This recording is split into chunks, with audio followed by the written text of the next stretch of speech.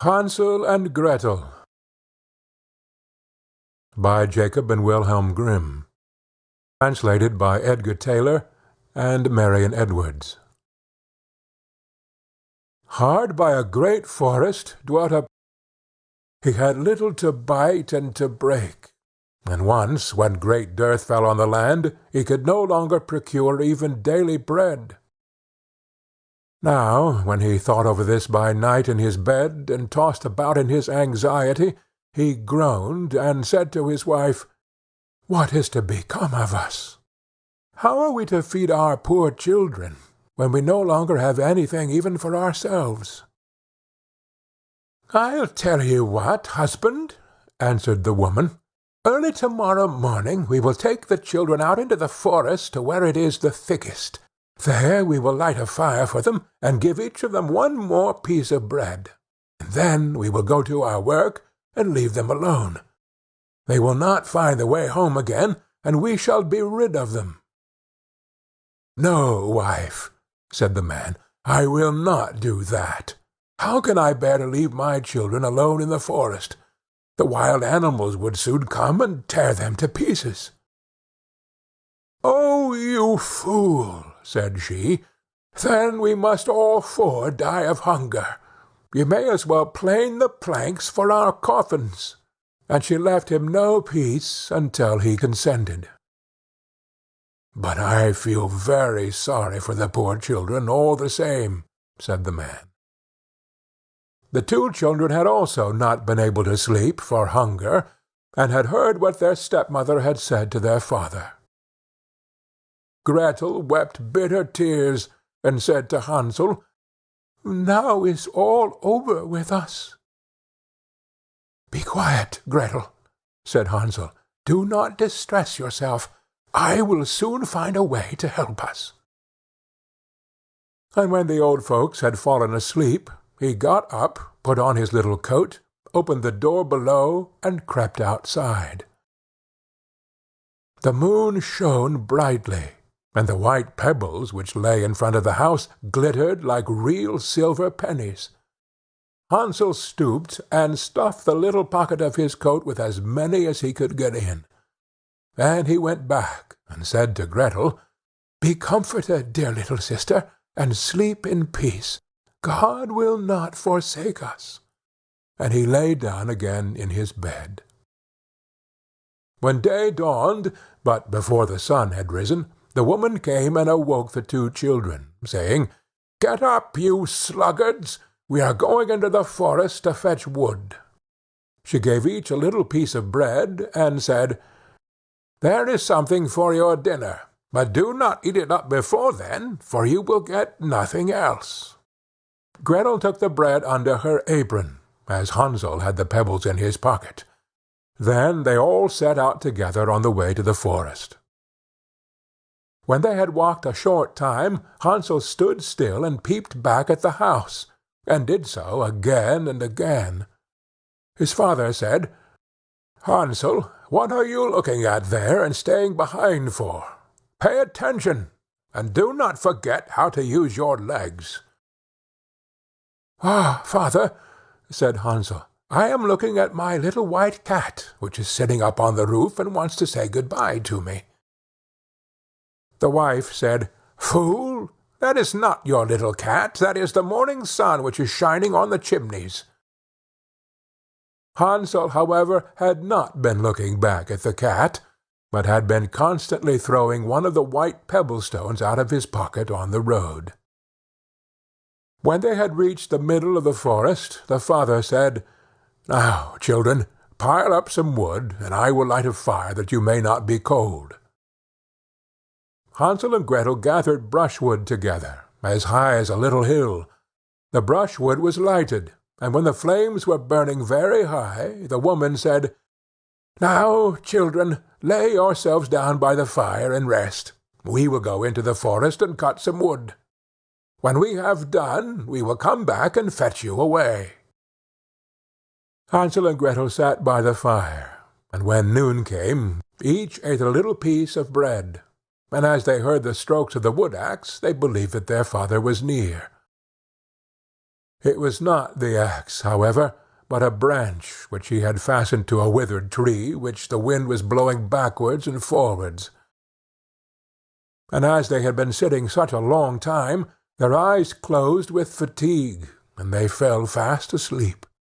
When at last they awoke, it was already dark night. Gretel began to cry, and said, "How are we to get out of the forest now?"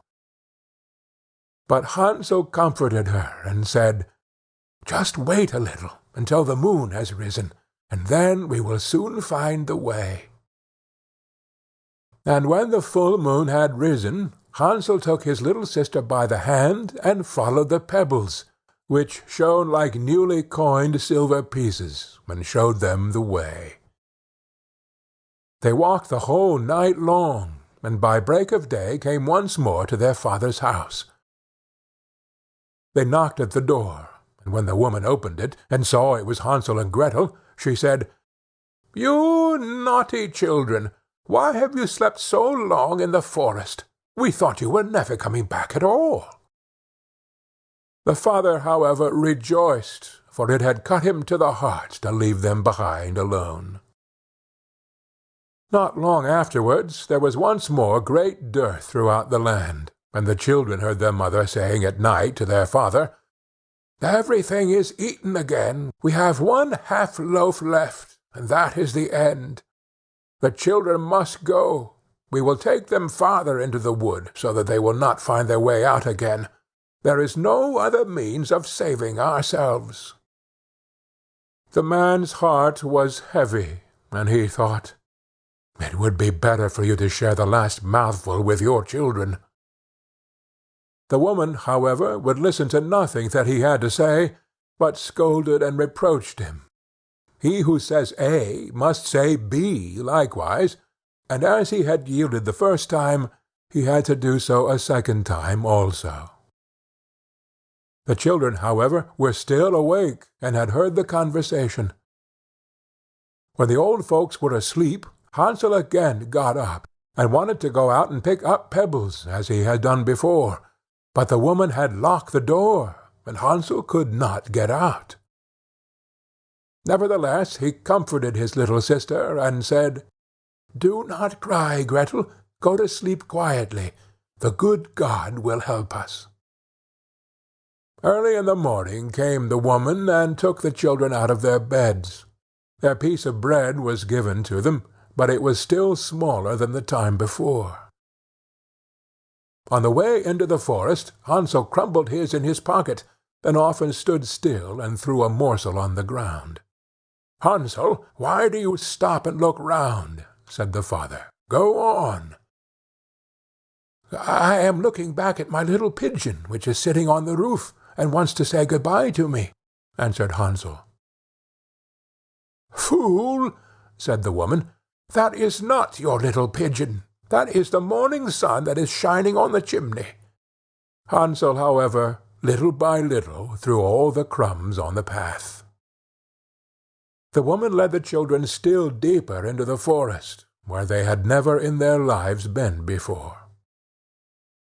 Then a great fire was again made, and the mother said, "Just sit here, you children, and when you are tired you may sleep a little. We are going into the forest to cut wood, and in the evening, when we are done, we will come and fetch you away." When it was noon, Gretel shared her piece of bread with Hansel, who had scattered his by the way. Then they fell asleep, and evening passed, but no one came to the poor children.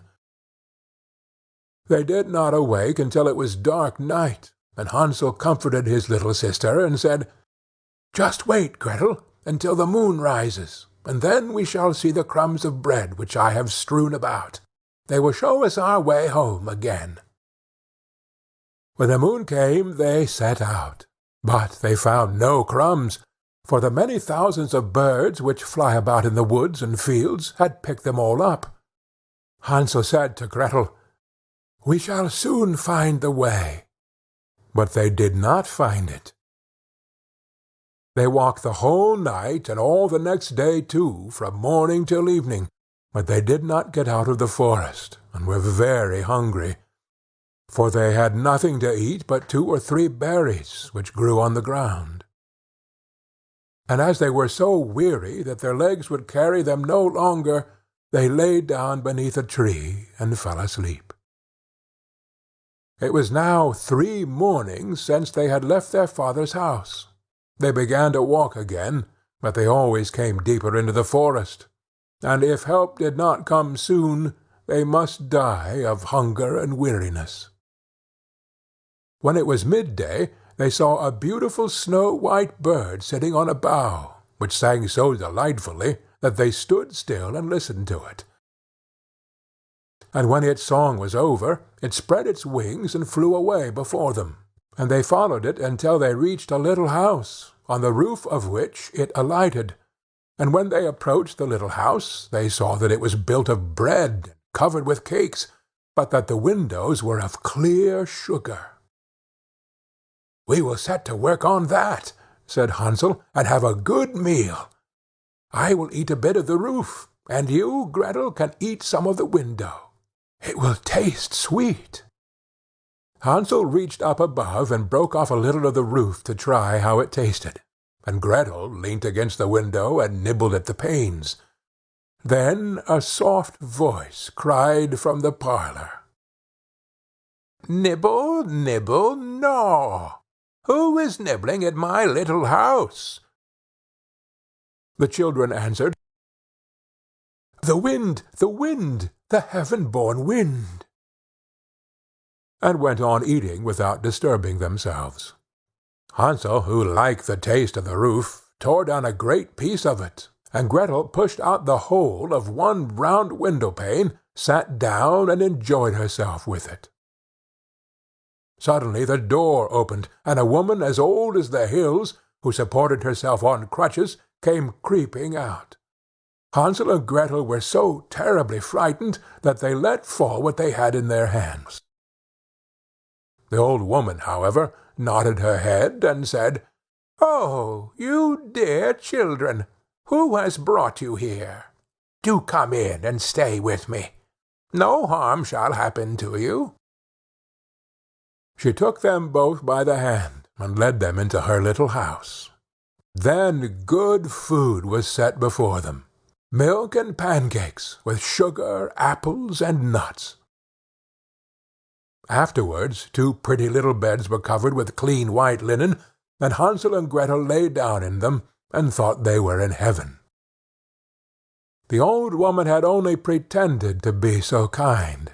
She was in reality a wicked witch, who lay in wait for children, and had only built the little house of bread in order to entice them there. When a child fell into her power, she killed it, cooked, and ate it, and that was a feast day with her. Witches have red eyes and cannot see far, but they have a keen scent like the beasts, and are aware when human beings draw near. When Hansel and Gretel came into her neighborhood, she laughed with malice, and said mockingly, "I have them! They shall not escape me again." Early in the morning, before the children were awake, she was already up. When she saw both of them sleeping and looking so pretty, with their plump and rosy cheeks, she muttered to herself, "That will be a dainty mouthful." Then she seized Hansel with her shriveled hand, carried him into a little stable, and locked him in behind a grated door. Scream as he might, it would not help him. Then she went to Gretel, shook her till she awoke, and cried, "Get up, lazy thing! Fetch some water, and cook something good for your brother. He is in the stable outside, and is to be made fat. When he is fat, I will eat him." Gretel began to weep bitterly, but it was all in vain, for she was forced to do what the wicked witch commanded. And now the best food was cooked for poor Hansel, but Gretel got nothing but crab shells. Every morning the woman crept to the little stable and cried, "Hansel, stretch out your finger, that I may feel if you will soon be fat." Hansel, however, stretched out a little bone to her, and the old woman, who had dim eyes, could not see it, and thought it was Hansel's finger, and was astonished that there was no way of fattening him. When 4 weeks had gone by, and Hansel still remained thin, she was seized with impatience, and would not wait any longer. "Now then, Gretel," she cried to the girl, "stir yourself, and bring some water. Let Hansel be fat or lean, tomorrow I will kill him, and cook him." Ah, how the poor little sister did lament when she had to fetch the water, and how her tears did flow down her cheeks. "Dear God, do help us," she cried. "If the wild beasts in the forest had but devoured us, we should at any rate have died together." "Just keep your noise to yourself," said the old woman. "It won't help you at all." Early in the morning Gretel had to go out and hang up the cauldron with the water, and light the fire. "We will bake first," said the old woman. "I have already heated the oven, and kneaded the dough." She pushed dear Gretel out to the oven, from which flames of the fire were already darting. "Creep in," said the witch, "and see if it is properly heated, so that we can put the bread in." And once Gretel was inside, she intended to shut the oven and let her bake in it, and then she would eat her too. But Gretel saw what she had in mind, and said, "I do not know how I am to do it. How do I get in?" "Silly goose," said the old woman, "the door is big enough. Just look, I can get in myself." And she crept up and thrust her head into the oven. Then Gretel gave her a push that drove her far into it, and shut the iron door, and fastened the bolt. Oh, then she began to howl quite horribly, but Gretel ran away, and the godless witch was miserably burnt to death. Gretel, however, ran like lightning to Hansel, opened his little stable, and cried, "Hansel, we are saved! The old witch is dead!" Then Hansel sprang like a bird from its cage when the door is opened. How they did rejoice and embrace each other, and dance about and kiss each other! And as they had no longer any need to fear her, they went into the witch's house, and in every corner there stood chests full of pearls and jewels. "These are far better than pebbles," said Hansel, and thrust into his pockets whatever could get in. And Gretel said, "I too will take something home with me," and filled her pinafore full. "But now we must be off," said Hansel, "that we may get out of the witch's forest." When they had walked for 2 hours, they came to a great stretch of water. "We cannot cross," said Hansel. "I see no foot-plank and no bridge." "And there is also no ferry," answered Gretel, "but a white duck is swimming there. If I ask her, she will help us over." Then she cried, little duck, dost thou see Hansel and Gretel are waiting for thee? There's never a plank or bridge in sight. Take us across on thy back so white." The duck came to them, and Hansel seated himself on its back, and told his sister to sit by him. "No," replied Gretel, "that will be too heavy for the little duck. She will take us across one after the other." The good little duck did so, and when they were once safely across, and had walked for a short time, the forest seemed to be more and more familiar to them, and at length they saw from afar their father's house. Then they began to run, rushed into the parlour, and threw themselves round their father's neck. The man had not known one happy hour since he had left the children in the forest. The woman, however, was dead. Gretel emptied her pinafore until pearls and precious stones ran about the room, and Hansel threw one handful after another out of his pocket to add to them. Then all anxiety was at an end, and they lived together in perfect happiness. My tale is done. There runs a mouse. Whosoever catches it may make himself a big fur cap out of it.